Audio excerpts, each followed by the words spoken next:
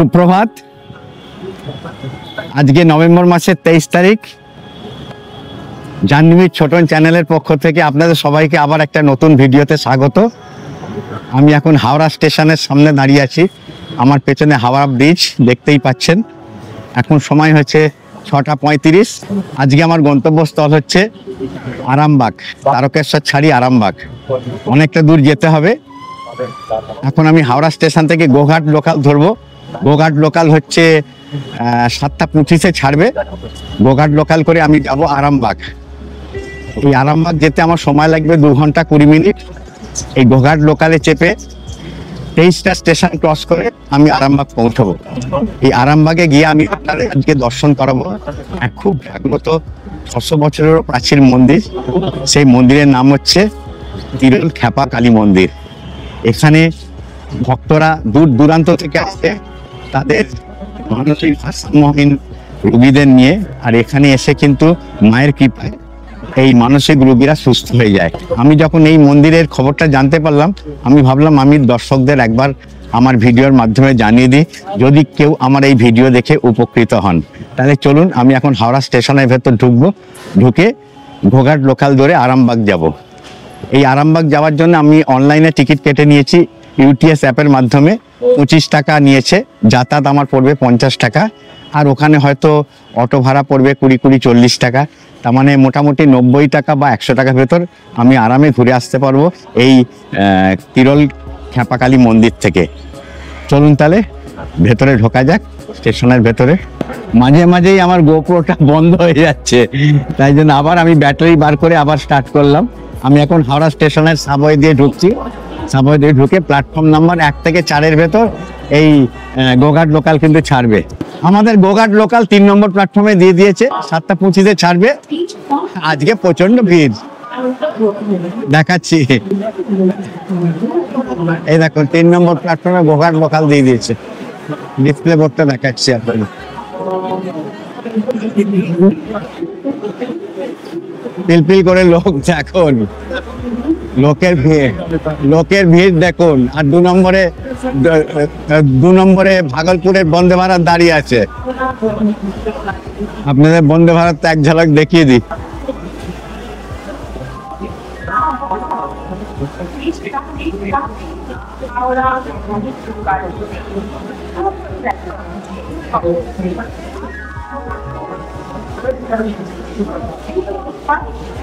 এই যে গোঘাট লোকালের সব থেকে বেশি ভিড় হচ্ছে এই জয়রামভাটি কামারপুকুর যাওয়ার দর্শনার্থীদের ভিড়, আর তারকেশ্বরেও অনেকে আছেন। তো আমরা যে জায়গায় যাচ্ছি সেই জায়গার ভিড় কিন্তু প্যাসেঞ্জার খুবই কম, কেননা অনেকে এই মন্দিরের ব্যাপারটা জানে না। এই যে খ্যাপা কালী মন্দির যেখানে আমরা যাচ্ছি তিরলে, এই তিরলের খ্যাপা কালী মন্দিরের ব্যাপারে কিন্তু অনেকেই জানে না। তাই জন্য আপনাদের আমি সেই অজানা মন্দিরে নিয়ে যাচ্ছি।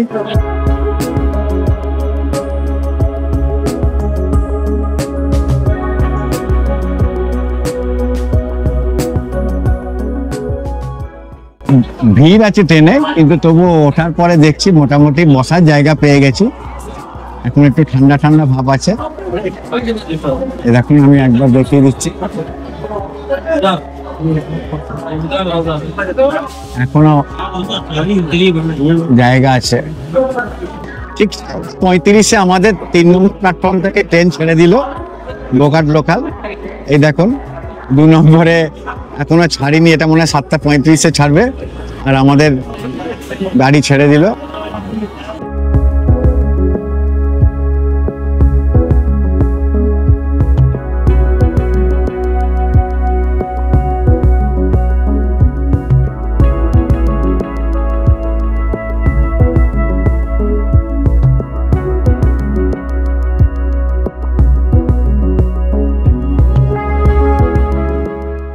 অবশেষে 80 কিলোমিটার জার্নি করে আমরা পৌঁছে গেলাম আরামবাগ স্টেশনে। আমার সময় নিল প্রায় 2 ঘন্টা 30 মিনিট, মানে 2.5 ঘন্টা নিল। আমাদের গাড়ি 2 নম্বর প্ল্যাটফর্মে আমাদের নামালো। তো 2 নম্বর প্ল্যাটফর্ম থেকে তারপর আমাদের 1 নম্বর প্ল্যাটফর্মে যেতে হবে। 1 নম্বর প্ল্যাটফর্ম থেকে গিয়ে তারপর সোজা হেঁটে লেভেল ক্রসিং বলে একটা জায়গা আছে, একটুখানি হেঁটে, কেননা এখান থেকে যদি আপনারা টোটো নেন তাহলে কিন্তু 100 টাকা নেবে ওই তিরল খেপাকালী মন্দিরে যেতে গেলে। আর আপনারা যদি একটুখানি হেঁটে যান, হেঁটে গেলে মোড়ে গিয়ে 20 টাকার মধ্যে আপনারা পেয়ে যাবেন টোটো, 20 টাকা করে পার হেড। তো চলুন আমরা একটু হেঁটে হেঁটে যাই। এই দেখুন 1 নম্বর প্ল্যাটফর্ম, 1 নম্বর প্ল্যাটফর্ম থেকে বেরিয়ে এই যে রাস্তাটা গেছে সোজা রাস্তা, এই সোজা রাস্তা দিয়ে আপনাদের একটু হাঁটতে হবে, জাস্ট 5 মিনিটের পর হাঁটতে হবে। আর যারা বয়স্ক মানুষ তারা যদি এই আরামবাগ স্টেশন থেকে এই মন্দিরে যেতে চান তাহলে আমি বলবো এখানে দেখুন স্টেশন থেকে নেবে, এই 1 নম্বর প্ল্যাটফর্ম থেকে হেঁটে নেবে, এখানে অটো আছে, টোটো আছে। এই অটো টোটোতে করে আপনারা রিজার্ভ করে এই মন্দিরে যেতে পারবেন।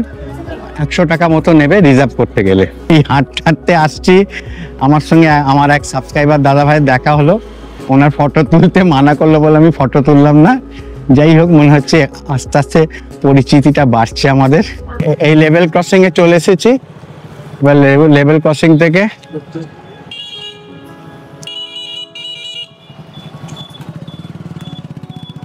এখানটা দাঁড়াই দেখি।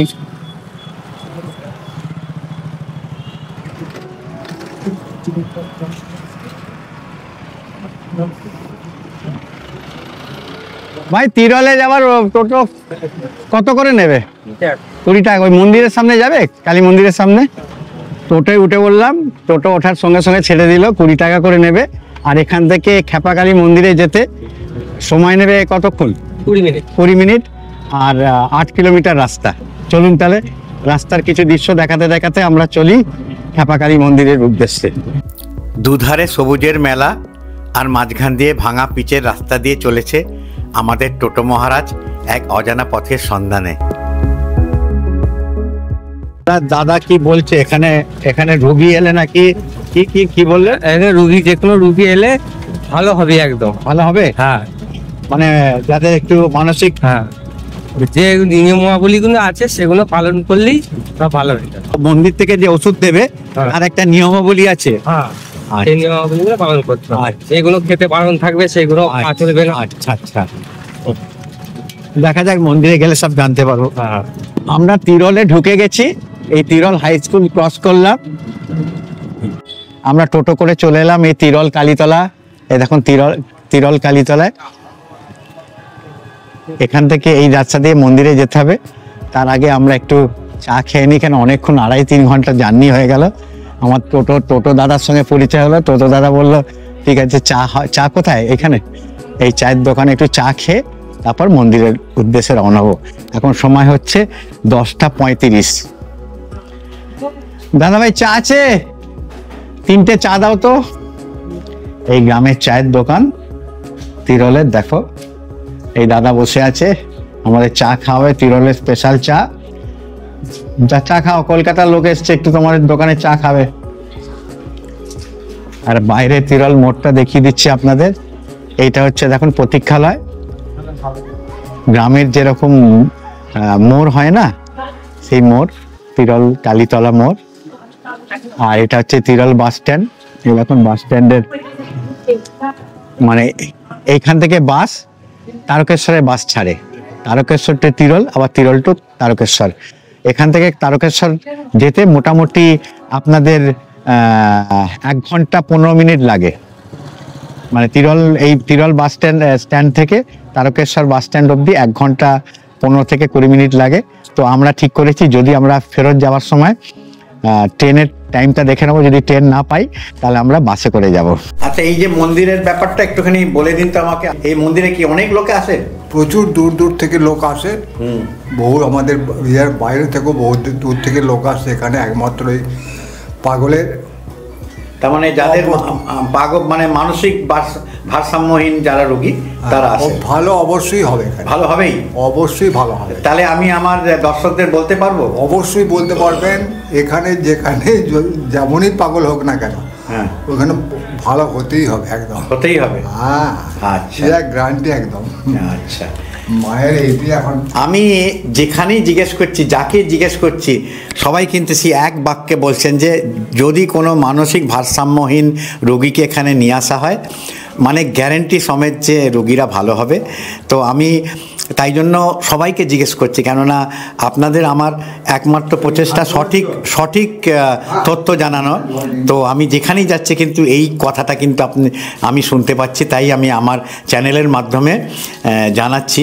যদি আপনাদের কোনো রোগী থাকেন তো আপনারা একবার চেষ্টা করতে পারেন। কিন্তু এই মা দশকর্মা ভাণ্ডার, এখান থেকে পুজোর সামগ্রী আপনারা নিতে পারেন যদি মন্দিরে পুজো দিতে চান।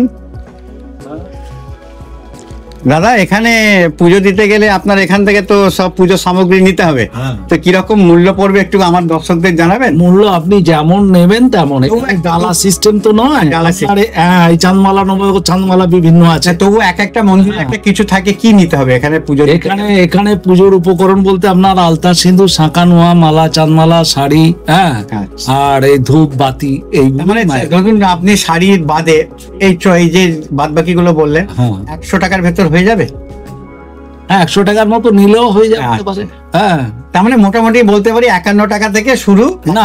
না ওই রকম সিস্টেমটা এখানে। আচ্ছা, আপনার যেমন ক্ষমতা, আপনার 5 টাকা ধূপের পাতাও আছে, 10 টাকা ধূপের পাতা আছে, বাতি 1 টাকা থেকে আছে 250 টাকা পর্যন্ত। ও, তার মানে এবার আপনি যেমন দেবার ক্ষমতা আপনার তেমন সিলেকশন করবেন, সেই মতো তার বাজেটটা তৈরি হবে। আচ্ছা, বুঝতে পেরেছেন? ঠিক আছে, বুঝে গেছি। তার মানে আপনার মন্দির খোলা মানে আপনার দোকানও খোলা। তার মানে এখানে এলে আমরা যেমনি কলকাতা থেকে আসবেন, এখানে সবকিছু পাবেন মায়ের নিষ্ঠার সঙ্গে। সবকিছু, একটা চকলেট বিস্কুট বা মায়ের এখানে আঁশ ফাঁস ছোঁয়া চলে না, কুরকুরে লেজ পর্যন্ত আমি রাখি না। দেখছেন, একটা বিড়ি সিগারেট থেকে আরম্ভ করে চকলেট থেকে আরম্ভ করে মানে পুরোপুরি নিরামিষ। একদম মায়ের যেমন পালনী নিষ্ঠার সঙ্গে করতে হয়, মায়ের যেমন মায়ের তো প্রতি অমাবস্যা মা নিজে আমিষ খান, কিন্তু এমনি কাঁটার বলি খান, কিন্তু এই যে পেঁয়াজ রসুন, এই যে পালনী, যে আসল মায়ের যে চিকিৎসাটা হয়, যে মাথার গোলমাল বা পাগল যেটাকে আমরা বলি, তার চিকিৎসার জন্য মায়ের নির্দিষ্ট একটা পালনী আছে। পালনী ত্রুটি হলেই কিন্তু সেটা আবার কাজ করে না, গোলমাল হয়, ভালো হওয়ার পরও আবার গন্ডগোল দেখা দেয়, ছুটে আসে। তো সেই বিচার করে আমরা সেইভাবে দোকানটা আমি করি, চেষ্টা করি।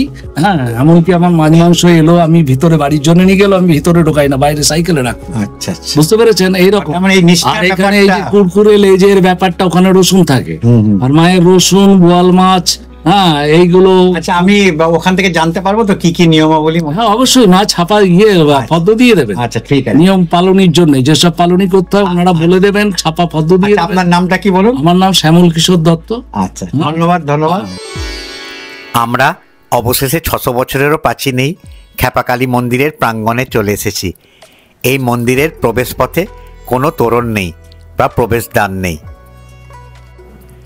মন্দির প্রাঙ্গণে প্রথমেই চোখে পড়ল লাল রঙের হাঁড়িকাঠ, যেখানে ছাগবলি প্রথা এখনো চালু আছে এই মন্দিরে।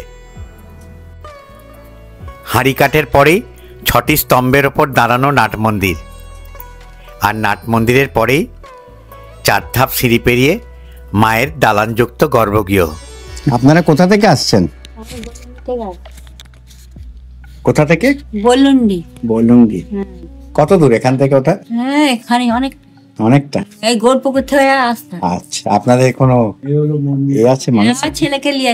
আচ্ছা, এই মন্দির প্রায় 600 বছর পূর্বে প্রতিষ্ঠিত। জনশ্রুতি রয়েছে এক সাধু এই দেবী মায়ের পুজো ও আরাধনা কাছেরই এক জঙ্গলে করতেন। মৃত্যু পথযাত্রী সাধু দেবীর স্বপ্নাদেশে তিরোলের তৎকালীন জমিদার চক্রবর্তী পরিবারের হাতে দেবীর আরাধনার ভার দিয়ে যান। তারপর থেকে গত 600 বছর ধরে এই মন্দিরে চলছে দেবী খ্যাপাকালীর আরাধনা। মূল গর্ভগৃহের পেছনে রয়েছে মন্দিরের নিজস্ব পুষ্করিণী। এই পবিত্র পুষ্করিণীর জলে মন্দিরের সব ক্রিয়াকর্ম হয়। এই মন্দিরে আসা রোগীরা এই পুষ্করিণীর জলে স্নান করে নিজেকে পবিত্র করে মায়ের কাছে পুজো নিবেদন করেন। এত দূর থেকে এসেছি, এবার মায়ের মন্দিরটা প্রদক্ষিণ করে নিই, কারণ একবার প্রদক্ষিণ করলে মনে একটা আলাদা কিন্তু শান্তি অনুভব করবেন। চলুন তাহলে। কথিত আছে শ্রীরামকৃষ্ণ দেবের স্ত্রী শারদামণি তার মানসিক ভারসাম্যহীন বৌদিকে নিয়ে দেবী খ্যাপাকালীর মন্দিরে এসেছিলেন তার সুস্থতার আশায়। তিনি দেবীর কৃপায় সম্পূর্ণ সুস্থ হয়ে গিয়েছিলেন। এরপর শারদামণি তার মানসিক ভারসাম্যহীন ভাইজিকে নিয়েও এখানে সুস্থ করার জন্য এসেছিলেন। শুধু দেবী শারদাই নয়, দেশের নানান প্রান্ত থেকে এমনকি বিদেশ থেকেও মানসিক ভারসাম্যহীন রোগীদের আত্মীয়রা এই মন্দিরে ছুটে আসেন রোগীদের সুস্থ করতে। মন্দির প্রদক্ষিণ হয়ে গেল, আস্তে আস্তে মন্দিরে ভক্তদের ভিড় বাড়ছে। আপনি কোথা থেকে আসছেন? কামারপুকুর থেকে। আপনার কোনো এখানে মানত আছে? পুজো দিতে এসেছি মায়ের কাছে। আচ্ছা, আপনারা কোথা থেকে আসছেন? বলন্ডি থেকে আসছি। বলন্ডি থেকে। আপনার স্বামীর হ্যাঁ, ওর শরীর ওর সবসময় কেমন সেই খিচুড়ির মতো হয়। আচ্ছা আচ্ছা, তার জন্য এসেছি। আচ্ছা, এই তো কোথা থেকে শুনলেন আপনারা? আমরা এখানে এসেছিলাম একবার, কমে গেছিল, আবার হচ্ছে কেন সেই জন্যই এসেছি। এখান থেকে যা শুনলাম যে একজন রোগী এসেছেন, তার স্ত্রীর মুখে শুনলাম যে ওনার একটু খিচুড়ি টাইপ আছে। তার মানে সব প্রকার মাথার যে রোগ, সেই রোগগুলোর জন্য কিন্তু এই মায়ের কাছে আপনারা ছুটে আসতে পারেন। মন্দির প্রাঙ্গণের পাশেই এখানকার সেবায়ত চক্রবর্তী পরিবারের গৃহ। গৃহের সামনেই রয়েছে ধানের গোলা, যা দেখতে ঢুকে পড়লাম চক্রবর্তী মহাশয়ের বাড়ির উঠোনে। গ্রামে এইরূপ ধানের গোলায় ধান সংরক্ষণ করা হয়।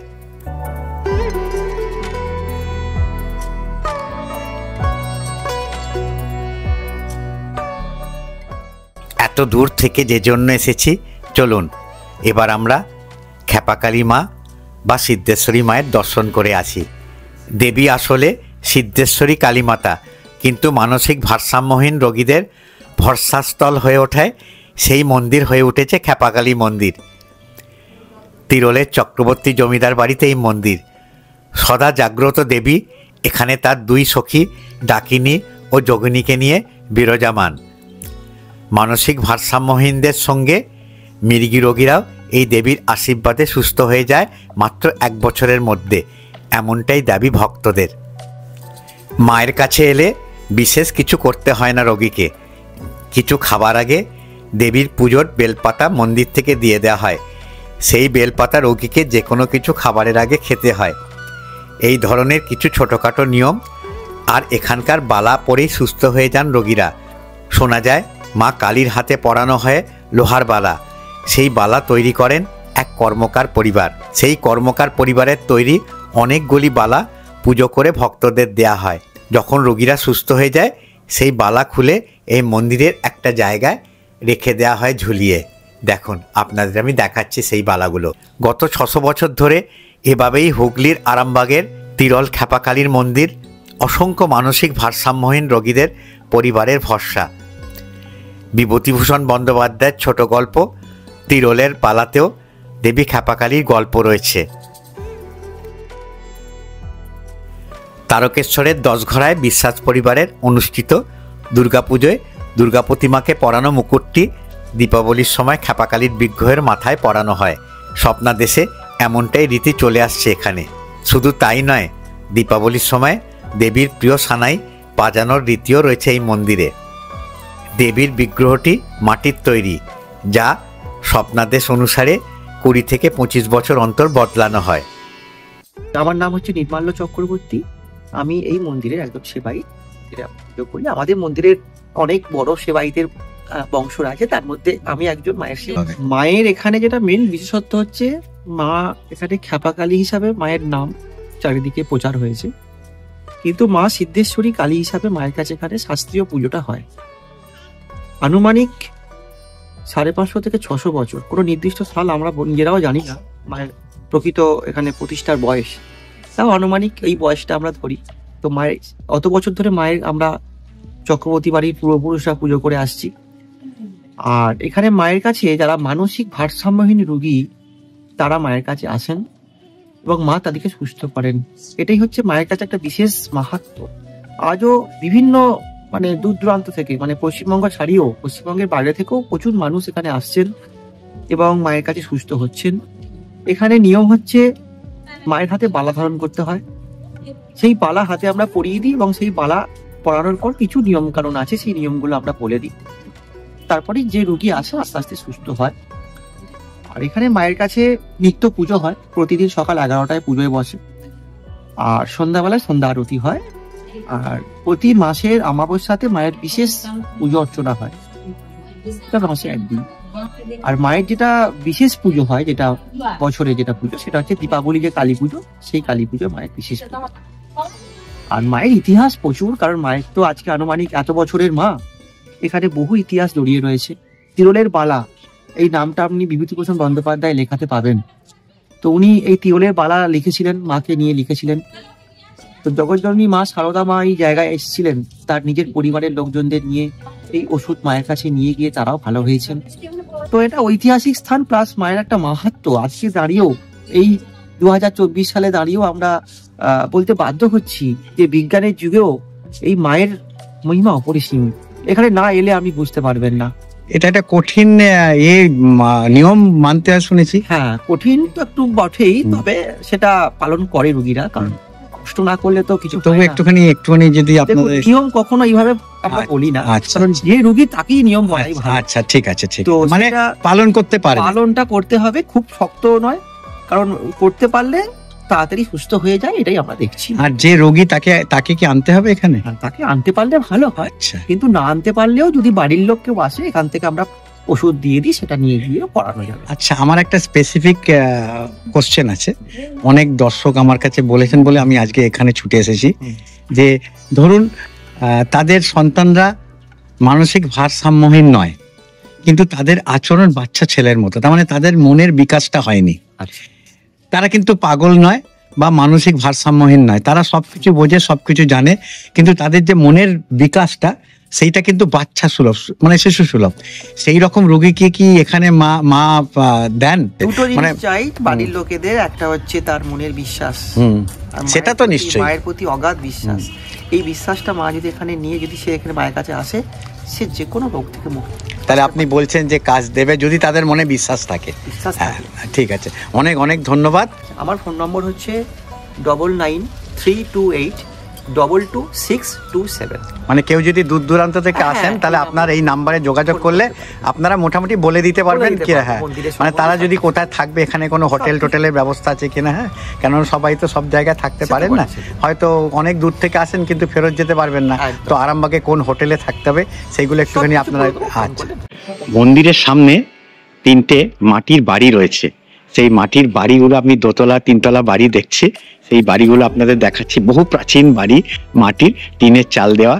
আমি যখন জানতে পারলাম, এখানকার লোকেদের জিজ্ঞেস করলাম যে এই বাড়িগুলো কিন্তু এখানে অতিথি নিবাস বলে আগে বানানো হয়েছিল। এই অতিথি নিবাসে কিন্তু প্রাচীনকালে অনেক দূর দূরান্ত থেকে যখন মানুষেরা আসতো, তখন তো আর এখনকার মতো যোগাযোগ ব্যবস্থা ভালো ছিল না, তখন মানুষেরা পায়ে হেঁটে বা যে কোনোভাবে এই মন্দিরে আসতো তাদের রোগীদের নিয়ে, কিন্তু তারা সন্ধেবেলার ভেতর ফেরত যেতে পারতো না, তাদের থাকার জন্য কিন্তু এই মাটির বাড়িগুলো হয়েছিল তখনকার দিন। এখন যেহেতু যোগাযোগ ব্যবস্থা এত ভালো হয়ে গেছে যে এখন দিনে দিনে মানুষেরা রোগীকে নিয়ে আসেন, আবার রোগীকে নিয়ে চলে যান, কেননা গাড়ি ব্যবস্থা আছে, ট্রেন ব্যবস্থা আছে, সবকিছু ব্যবস্থা, যোগাযোগ ব্যবস্থা এখন উন্নত মানের হয়ে গেছে। তাই জন্য এখন আর রাত্রিরে থাকার প্রয়োজন পড়ে না বলে এই বাড়িগুলো আর নষ্ট করা হয়নি, জাস্ট এই স্মৃতি হিসেবে রেখে দেওয়া হয়েছে যে প্রাচীনকালে এই বাড়িগুলো কিন্তু অতিথি নিবাস হিসেবে রাখা হতো। আপনারা যদি এখানে দূর দূরান্ত থেকে আসেন তাহলে এখানে টয়লেটেরও কোনো প্রবলেম নেই, এখানে দেখিয়ে দিলাম টয়লেটটা, আপনারা এই টয়লেটটি ইউজ করতে পারবেন।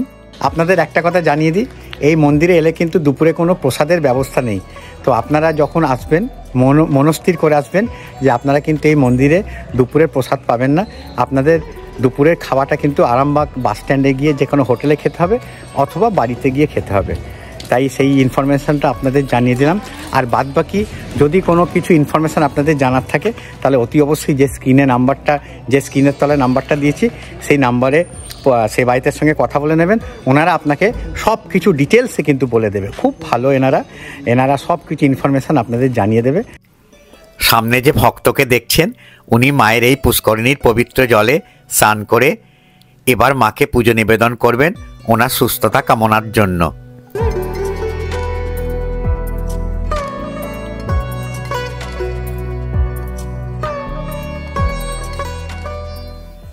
মন্দিরের প্রধান পুরোহিত পুষ্করিণীর জলে নিজেকে শুদ্ধ করে এবার মায়ের পুজোয় বসবেন।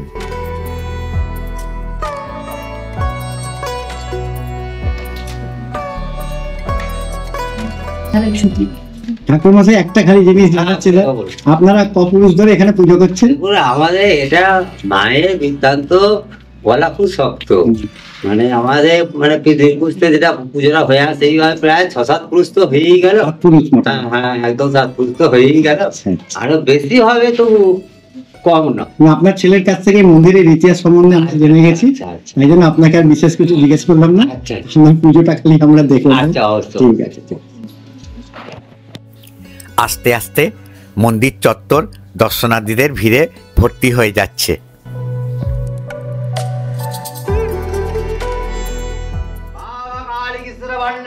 মহামেঘ সমাপ্রভাং সমবাদ দয়ারূঢ়া দক্ষবাদ ভুজং শিবাং সমবাস্বপরিণস্ত বামপাদ ভুজং শিবাং নাগরূপ মহাকাল বামপাদ তলান্বিতাং মুরাত্তৈরলঙ্কারৈ পাদন্তে সুপোদিতাং বিচিত্রবসনাং দেবী মদিদ্যৈগতরুত্তমাং সমবাহু সহস্রহস্রো পরিধাবিতাং জলগঙ্গার সংযুক্তাং সতানুরয়ভাসিনী শিবাকুশস্তমৈবতিগরিবতিনিত্যাং অনন্তকৌটিব্রহ্মাণ্ডজননী বিশ্বমহিমা ভাগো মা করুণাময়ী জগজ্জননী মঙ্গলময়ী মা তুই মঙ্গলকরমা তিরুক্ষাকরমা ওম সর্বমঙ্গলমঙ্গলে শিবে সর্বাত্মসাধিকে শরণ্যে স্তম্ভকে গৌরী নারায়ণ নমস্তুতে ওম জয়ন্তী মঙ্গলকালী ভদ্রকালী কপালিনী দুর্গা শিব ক্ষমা ধাত্রী সহস্রধর নমস্তুতে ওম কালী কালী মহাকালী काली की कालरात्रि के धर्मस्य मक्कद देवी देहि देहि नमस्तुते देवन्दवसुनवा ओम क्रीं महाकाल भैरव सहिता शिवा सिद्धेश्वरी कालिका हुई नवा मा करुणामयी जगज्जननी मंगलमयी मा श्रीमंगलकरमा विरुक्खाकरमा सकलेर मंगलकरमा सकल के रुक्खाकरमा देवन्दवसुनवा ओम क्रीं আশা করি আজকের ভিডিওটা আপনাদের ভালো লাগলো। যদি আজকের ভিডিওটা ভালো লেগে থাকে তাহলে অতি অবশ্যই একটা লাইক দেবেন, আর আমার ভিডিওটাকে ম্যাক্সিমাম শেয়ার করার চেষ্টা করবেন। আপনারা যত বেশি শেয়ার করবেন তত বেশি বয়স্ক মানুষেরা বাড়িতে বসে আমার ভিডিওর মাধ্যমে নানান দর্শনীয় স্থান, মঠ, আশ্রম, মন্দির দেখার সুযোগ পাবে। আপনারা যদি আমার চ্যানেলে নতুন দর্শক হয়ে থাকেন তাহলে আমি আমার পরিচয়টা বলে দিই। আমার নাম অলোক, ডাকনাম ছোটন। আমি নানান দর্শনীয় স্থান, মঠ, আশ্রম, মন্দির ঘুরে বেড়াই এবং তার ভিডিও তুলে আমার চ্যানেলের মাধ্যমে দেখাই। আশা করি আপনাদের আমার ভিডিওগুলো ভালো লাগে। আর যদি সত্যি আমার ভিডিওগুলো ভালো লেগে থাকে আর আগামী দিনে আপনারা আমার ভিডিও দেখতে ইচ্ছুক হন, তাহলেই আমি অনুরোধ করব আপনারা আমার চ্যানেলকে সাবস্ক্রাইব করুন আর বেল আইকনটা টিপতে ভুলবেন না। তাহলে যখনই কোনো ভিডিও আমি আপলোড করব তার নোটিফিকেশান আপনাদের মোবাইলে সঙ্গে সঙ্গে চলে যাবে। তাহলে আমি ভিডিওটা আজ এখানেই শেষ করছি। আবার আপনাদের সঙ্গে দেখা হবে আমার আগামী ভিডিওতে। আবার একটা নতুন জায়গার, নতুন মন্দিরের সন্ধান নিয়ে আমি হাজির হব জার্নি উইথ ছোটন চ্যানেলের মাধ্যমে। তাহলে আমি ভিডিওটা এখানেই শেষ করছি।